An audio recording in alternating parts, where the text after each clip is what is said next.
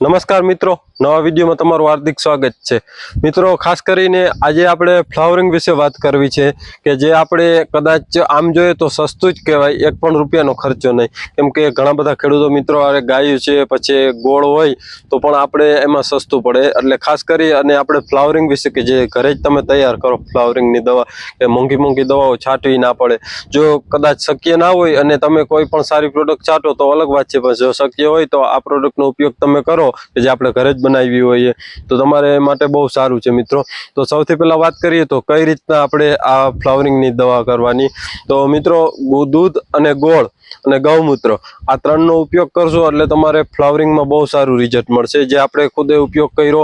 અને આમ તો મારા ઘણા બધા ખેડૂત મિત્રોને મળવાનું થાય, જે આપણે યુવા ખેડૂત મિત્રો હોય એને, અને એની કદાચ આપણે ઓર્ગેનિક નથી કરતા પણ જે કેમિકલ વાળું કરે છે તો એને પણ પૂછ્યું કે તમે દૂધ ગોળનો ઉપયોગ કર્યો તો તમને કેવું રિઝલ્ટ મળ્યું છે, તો એમ કે છે અમને બહુ સારું રિઝલ્ટ મળ્યું। કેમ કે આપણે કોઈ ડાયરેક્ટ ખેડૂતને હિટમાં જ આપણે વિડીયો ઉતારીએ છીએ, એ આપણી ચેનલનું ખાસ કરીને લક્ષ્ય છે કે ખેડૂતને ખોટું ના થાય અને ખેડૂતને કામ આવે એવી જ માહિતી આપણે આપવાની।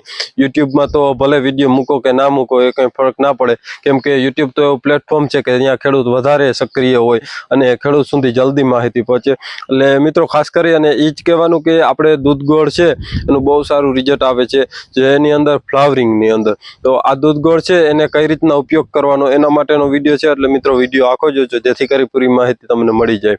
અને અત્યારે તો શિયાળુ પાકની અંદર ઘણા બધા ખેડૂત મિત્રોએ વાવેતર ચણા, ધાણા, જીરું અને રાજમાં આવા પાકોનું ઘણી જગ્યાએ વાવેતર કર્યું છે।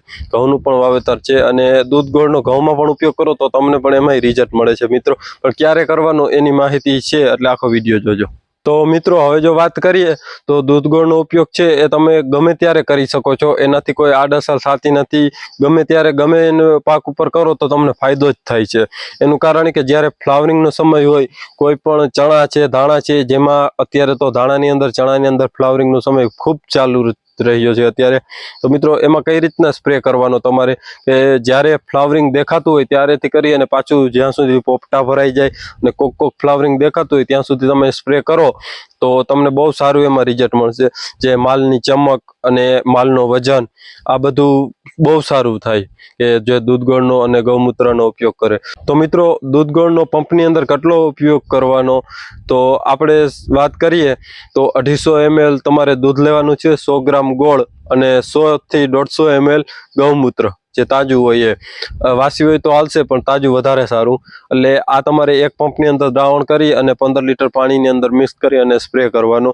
આ કોઈ પણ પાકની અંદર તમે કરી શકો છો, ઘઉં, ધાણા, જીરું, રાજમા, પછી તુવેરદાર, કોઈ પણ પાક હોય જે પાછતરી તુવેરદાર છે એમાં પણ આનું સારું રિઝલ્ટ આવે। શાકભાજી કોઈ પણ હોય એમાં, અને ખાસ કરીને કહેવાનું કે આનું બહુ સારું રિઝલ્ટ છે। ઘણા બધા ખેડૂત મિત્રો ઓર્ગેનિક નથી કરતા, એ પણ જીરાની અંદર આના 2-3 રાઉન્ડ મારે તો પણ એને સારું રિઝલ્ટ આવે છે। એટલે ખેડૂત મિત્રો, જો આ રીતના આપણે ઘરે જ તૈયાર થતી હોય એવી દવાનું વાપરશું તો આપણી જમીન ફળદ્રુપ રહેશે, અળસિયા નહીં મરે અને ખોટા ખર્ચ છે એ બચશે, અને ગાયો જે રખડે છે અત્યારે એ પણ નહીં રખડે જો આ રીતના આપણે ખેતીમાં આવીએ તો।